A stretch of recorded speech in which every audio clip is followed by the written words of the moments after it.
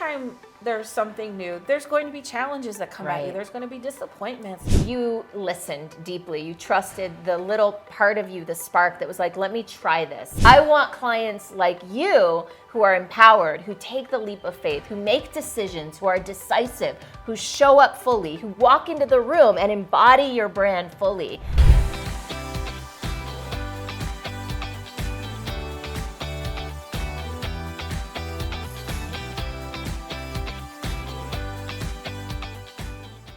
The other thing I want to talk about is how important it is, because I had a community of support. Because anytime there's something new, there's going to be challenges that come at you. There's going to be disappointments. There's going to be, hey, people maybe, hey, I want to pay you to do this. You don't really want to do it, but you feel like you need to take the money kind of stuff. And there's a community of support to help us. And so not just you created the vision for me, but what you do holds me in and accountable for that vision. Right. And that's what I feel like the power is in this, is holding people in that greatness. Right. And allowing them to go through all of the things. And like, who wants to do that alone? And that was my biggest, I think I had some stories and some fears around starting a business. And because I had worked in such a tight team in the past, would I feel lonely? Would I feel like there was no one to bounce creative ideas off of? Would I have the discipline to stick it out? I'm the best boss in the world. I'm just going to watch Netflix all day. If I was allowed to make my own choices, would I make good ones? And none of those things were true. I feel super connected, very supportive. I have, a business I love that I'm anxious to put into practice every day. Like for me, that's what our community creates. So, okay, a few things that I want to highlight that you said and witness in you, what I've witnessed in your progress and your process and the journey was, number one, you listened deeply. You trusted the little part of you, the spark that was like, let me try this. So you sat down at the table, you had the conversation with the person that worked with me, and you jumped in and you said yes without even knowing me. You said, this feels right. I'm feeling called to this. And you trusted that voice and you leapt. You took a leap of faith. So I would say that's one thing that is really important, as you're moving through your own process to develop yourself and maybe even decide to work with me or someone like me, is where are you feeling the pull? Where are you feeling desire? And, with you, it felt like it was from a place of vision, from wanting more rather than from a place of I'm in pain, I can't take it anymore, and for me, and this is interesting maybe for you as you're watching this, is I want clients like Maryanne. Yeah. I want clients like you who are empowered, who take the leap of faith, who make decisions, who are decisive, who show up fully, who walk into the room and embody your brand fully. I can work with that. That for me is fun and joyful. So I'm going to also witness myself in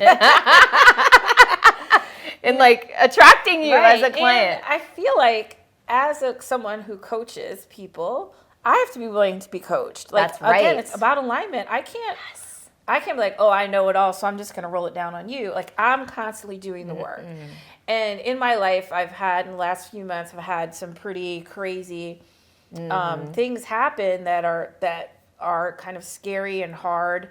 And it's sort of like put me in, coach, everything I've been training for, is coming together. But I share these stories with my clients so they know that I'm doing the work. And they know that the things that I'm teaching them, I'm actually practicing myself, right? And how they show up and how they help my life and how they, help me manage.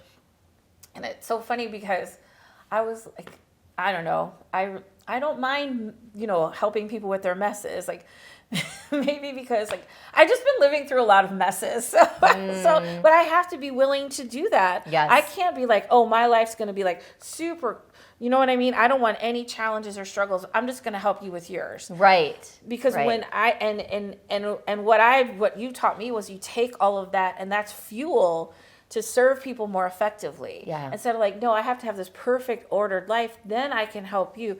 No, because I take all of that and I put these principles that I teach into practice, and And so people can see that I'm living it. Well, right? and so there's two things I want to share about that. Number one, I witness also something you've done really well that I want you to know about is that you take that and you turn it into an email blast. You take that, you write it into a blog post. I read your emails, I read your blog posts, and they're so good because they're so real. Right. You're not like standing on a soapbox, like preaching to people. You're in it. You're like, here's what my day was like yesterday and why it was so challenging.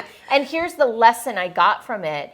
And that is connecting you in a way, in a real way with your people. And it's also facilitating you, which is my second point, which is as a star profile in the wealth dynamics, and not all of us are stars, but she is and I am, and maybe some of you are, as a star profile, that's a really aligned marketing strategy for you, is to take your life and turn it into your content and to live your content as marketing. Yes. Live your life as marketing. And in a way that's like not, hey, look at me, in a way like, no, here's a lesson I learned. I'd love to share it with you so you can benefit from it. Exactly. And again, like what I found is the more authentic I am, the more open I am, the more I attract people to me.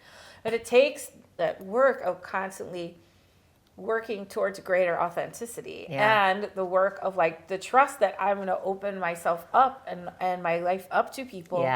And to be well received. But I can tell you that the more, one of the things I teach in influence is the most vulnerable person in the room is the most powerful person in the room. And that idea of opening your kimono, like even like when I'm facilitating this group and I'm asking people to share stories, I share a story first because when I open my kimono, when I'm vulnerable, I give them permission to do it. So it's not like, oh, look at me. It's like, I'm giving you permission. Like I'm going to share it so that you feel like it's okay for you to feel that way too. Absolutely. And that's been incredibly powerful for me and really set me apart or set me, I guess apart from other people who are doing like work. Mm-hmm.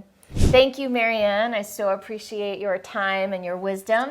And for those of you, if you're interested in learning more about Maryanne, taking it a step further, you can learn more about her at theinfluentialnonprofit.com. That's her podcast. And also she has this incredible book called Courageous Communication that I highly recommend.